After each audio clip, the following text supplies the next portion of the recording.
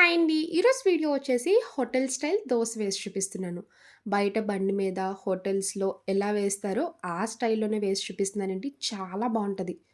చాలామంది ఇంట్లో వేసే దోస కన్నా బయట తినడానికి ఇష్టపడతారు కదా! అచ్చం హోటల్‌లో ఎలా వేస్తామో ఇంట్లో కూడా అలానే చేసుకోవచ్చండి. నేను చెప్పిన టిప్స్ కొన్ని పాటించండి. చాలా అంటే చాలా వస్తాయి. కొంతమంది దోస వేసినప్పుడు వైట్ కలర్‌లో వస్తది కదండీ! ఇలా లైట్ గోల్డెన్ కలర్ వస్తే టేస్ట్ బావుంటది. తినడానికి కూడా చాలా బావుంటది. చూడండి క్రిస్పీగా చాలా వచ్చింది కదా! అచ్చం బయట హోటల్స్‌లో ఎలా ఉంటదో అలానే ఉంటది. ఇదే పిండితో మీరు క్రిస్పీగా వేసుకోవచ్చు, మెత్తగా కూడా వేసుకోవచ్చు. ఈ చిన్న చిన్న టిప్స్ ఫాలో వేయండి. చాలా అంటే చాలా వస్తాయి. దోస బ్యాటర్ ఎలా చేయాలో చూద్దాం రండి. ఇప్పుడు పప్పు నానబెట్టుకోవడానికి ఇలాంటి ఒక బౌల్ తీసుకొని, మీ దగ్గర మెజరింగ్ కప్ ఉంటే కప్పు తీసుకోండి. లేదు అంటే గ్లాస్‌తో అయినా కొలిచి వేసుకోవచ్చు. ఇలా ఒక కప్పు వరకు మినపగుళ్ళు వేసుకోండి. ఇలా మినపగుళ్ళు వేసుకున్నాక అదే కప్‌తో 3 కప్పులు రేషన్ బియ్యం వేసుకోవాలి. రేషన్ బియ్యం వేయడం వల్ల జిగురొచ్చి దోసలు చాలా టేస్టీగా వస్తాయి. పావు టీ స్పూన్ మెంతులు వేసుకోండి. 2 స్పూన్లు పచ్చి శనగపప్పు వేసుకోవాలి. ఇప్పుడు ఇలా మొత్తం ఒకసారి కలుపుకున్నాక వాటర్ యాడ్ చేసుకొని 2, 3 సార్లు డస్ట్ పోయేలాగా వాష్ చేయండి. ఇలా కడిగి పెట్టుకున్న పప్పు బియ్యంలో వాటర్ వేసుకోండి. ఇలా గిన్నె పై వరకు మునిగేలా వేసుకోవాలి. వాటర్ వేసుకున్నాక ఒక 7, 8 గంటల సేపు పక్కన పెట్టండి. ఎంత నానితే దోసలు అంత వస్తాయి. ఇంకొక కప్ తీసుకొని హాఫ్ కప్ వరకు అటుకులు వేసుకోవాలి. వాటర్ వేసుకొని ఈ అటుకులు కూడా పక్కన పెట్టుకోండి. 6 గంటలయ్యాక చూడండి పప్పు అయితే చక్కగా నానింది. అటుకులు కూడా నానాయి కదండీ! మీరు కావాలనుకుంటే మిక్సీ చేసుకునే ముందు కూడా అటుకులు నానపెట్టుకోవచ్చు.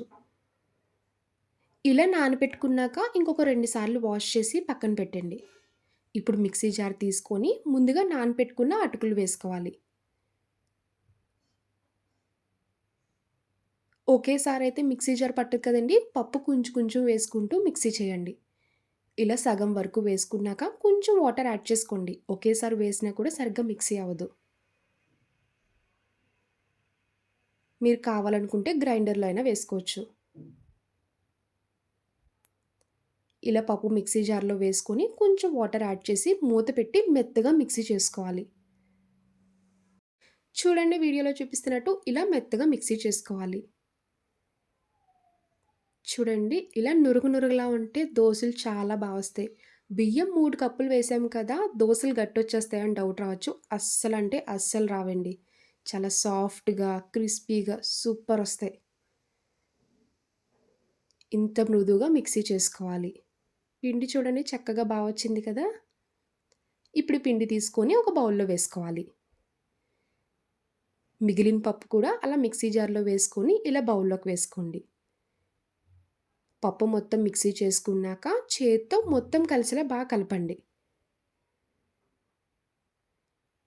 ఇప్పుడు మూత పెట్టుకొని 5 గంటల సేపు పక్కన పెట్టాలి. పిండి బయట అలాగా ఒక 5 గంటలు ఉంచేస్తే ఫెర్మెంట్ అవుతది. దోసలు కూడా వస్తాయి.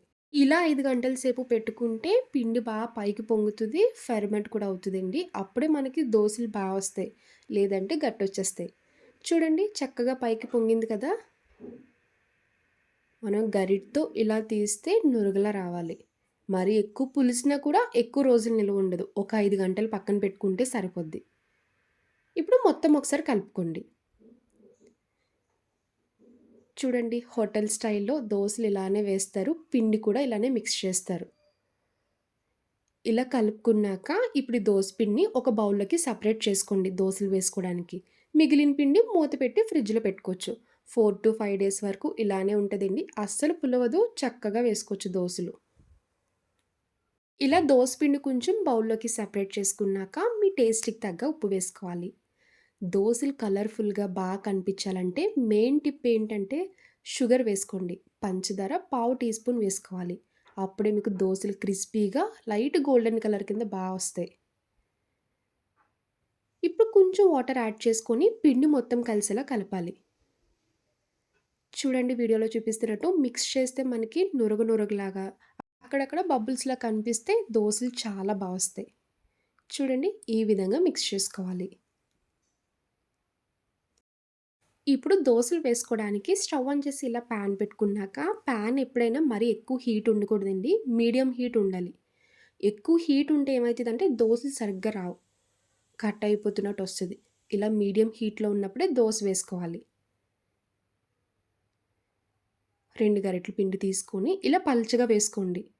మీకు క్రిస్పీగా రావాలంటే ఇలా పల్చగా వేసుకోండి. మందంగా కావాలనుకుంటే కొంచెం దళసరి వేసుకుంటే సరిపోద్ది. ఇలా దోస వేసుకున్నాక ఆయిల్ వేసుకోండి. లేదంటే నెయ్యన్నా వేసుకోవచ్చు. పిల్లలకిచ్చినప్పుడు దోసలు ఇలా నెయ్యి వేసి కాల్చండి దోస చాలా టేస్టీగా ఉంటది. పావు టీ స్పూన్ నెయ్యి తీసుకొని ఇలా దోస అంతటికి స్ప్రెడ్ చేసి లైట్ గోల్డెన్ కలర్ వచ్చే వరకు కుక్ చేసుకోవాలి. ఇలా వన్ సైడ్ కుక్ చేసుకున్నప్పుడు గోల్డెన్ కలర్ కింద కుక్ అయినట్టు కనిపిస్తే ఇంకా రివర్స్ చేయనక్కర్లేదండి. డైరెక్ట్‌గా ప్లేట్‌లోకి తీసుకోవచ్చు. చూడండి అచ్చం హోటల్ స్టైల్‌లో లానే కనిపిస్తుంది కదా! చాలా బా వస్తాయి. ఇప్పుడు మిగిలిన అన్ని దోసలు కూడా అలానే వేసుకోండి. నేనైతే రెండో దోస ఘీ కారం దోస వేస్తున్నానండి. చాలా బావుంటది. ఇలా దోసలా వేసుకున్నాక నెయ్యి వేసుకొని దోస ముందుగా కుక్ అయిపోవాలి. అంటే పిండి అస్సలు కనిపించకూడదు. అంటుకోకుండా ఉండాలి. అప్పుడు పైన కారం అప్లై చేసుకోండి. ఇలా ఎర్ర కారం మొత్తం వేసుకున్నాక గోల్డెన్ కలర్ వచ్చే వరకు కుక్ చేయాలి. చూడండి ఘీ కారం దోస రెడీ అయిపోయింది కదా! ఇలా వన్ సైడ్ ఫోల్డ్ చేసుకొని ప్లేట్‌లోకి తీసుకోవాలి.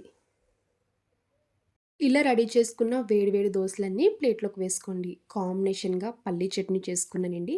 దోస, పల్లీ చట్నీ అందరికీ చాలా ఫేవరెట్ కదండీ! చూడండి బయట హోటల్స్‌లో దోస ఎలా వచ్చిందో ఇంట్లో కూడా అలానే వేసుకోవచ్చు. బయట హోటల్స్ దగ్గర తిన్నా, లేదంటే బండి మీద తిన్నా, 1, 2 తిని ఆగిపోతాం కదండీ! అదే ఇంట్లో ఎన్ని కావాలనుకుంటే అన్ని వేసుకొని తినొచ్చు. చూడండి క్రిస్పీగా, సాఫ్ట్‌గా చాలా బా వచ్చింది కదా! ఈసారి దోస పిండి కలిపినప్పుడు ఈ విధంగా ట్రై చేయండి. చాలా బా వస్తాయి. నా వీడియో మీకు నచ్చితే లైక్ చేసి, షేర్ చేయండి. ఫస్ట్ టైమ్ చూసేవాళ్ళు ఎవరైనా అయితే ప్లీజ్ అండి ఛానల్ సబ్స్క్రైబ్ చేయండి. బాయ్ అండి.